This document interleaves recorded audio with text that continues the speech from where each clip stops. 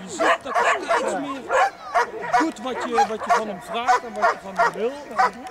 En ik loop helemaal vol met hem, hè, dus dat is niet op tijd. Nee.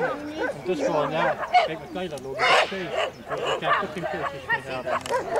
Dat vind ik gewoon veel te leuk, zeg maar, om met hem wil ik er wel voor gaan, zeg maar. Maar hij kan het ook hebben. En Jill die gaat ook niet vol lopen, denk ik, want die heeft de rest heel veel. Ja, dat heb ik met Rona. Als ik hem ga jagen, gaat hij vlakker springen, dan stikt hij latjes. Ik moet hem laten werken. Ik kan hem wel opjagen, maar dan moet ik hem van achter opjagen. Ja, dat doe ik niet zo logisch. Hem laten zoeken en werken. Ook dat vond ik wel leuk.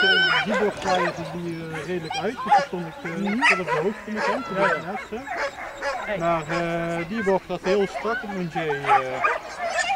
En hier maakt hij ook mee strakke bochten. Net twee, hè?